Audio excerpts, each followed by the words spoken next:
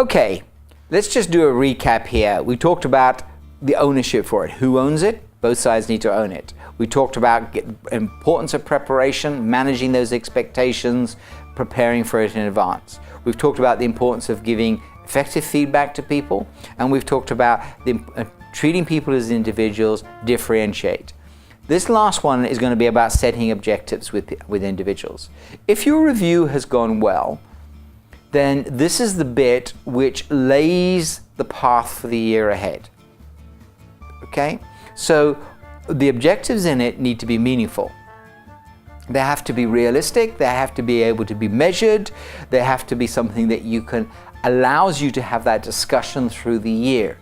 I'm going to say that again. It has to allow for the discussion through the course of the year. Okay? Performance review isn't a 1 hour, 2 hour, 3 hour, whatever it is, meeting that you have once a year.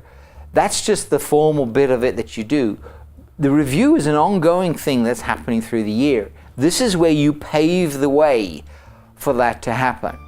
So if we've got objectives there that are meaningful to these individuals, they're measurable, they're things that people can grip with and run with, and they're time-scaled and all the rest of it, then through the course of the year, there should be this ongoing dialogue between you and them. And you should be able to very easily able to track it as well.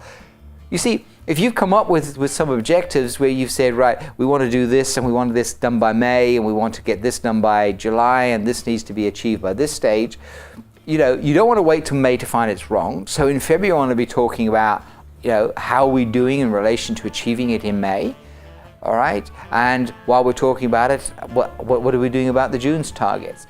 So it allows, pardon me. So it allows us to have that ongoing conversation with them. And that can only happen if these are really, really good objectives for people. There's an old analogy, SMART, specific, measurable, achievable, realistic, and time-scaled. And it's still a good one that we can use today. But in essence, what it is saying is the person owns their objective, they can measure it for themselves. That's where you get really effective as a leader, is that it's not something that you own and that you're going to measure them against. The moment you do that, they see you as policing them. But if it's their objective and they will measure their effectiveness against it and report back to you, then they own it. And let's face it, if it's yours, you got a vested interest in achieving it. If it's your boss's, then you've got the vested interest in sort of keeping out of his way through the year. Where do you want your people to be? Where do you want them to be in relation to their objectives? So what we're trying to do with these objectives there is to make sure that the person goes away and is inspired to want to do this.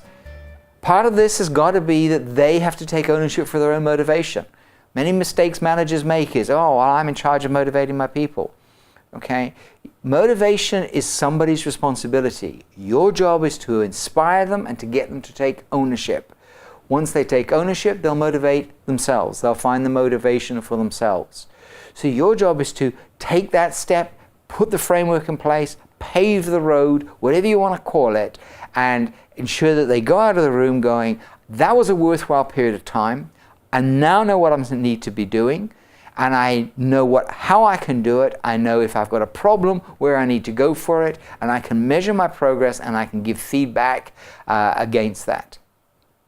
So that's what we're looking for. That's what you are looking for. That's what you want to achieve out of this. And the key lies in your planning for this and you're preparing for this and absolutely knowing that this is where I want to be with these individuals. You'll know it's a good review by the way that your relationship develops over the course of the year ahead. So part of it is thinking for yourself what relationship you want through the year, what do I need to do in this time we're together to ensure that that relationship works. I hope these tips have been useful to you. I hope they've given you some ideas. I hope they've challenged you a little bit in some of your more conventional view about performance reviews. I personally passionately believe that if you don't get your performance reviews right, one, it says something about you as a manager and a leader, and two, to be honest with you, and I know this is a bit brutal, you deserve what you get from your people if you're not prepared to take this part of it seriously. This is how you can really potentially get the best out of your people. And that, at the end of the day, is what you're paid for as a leader.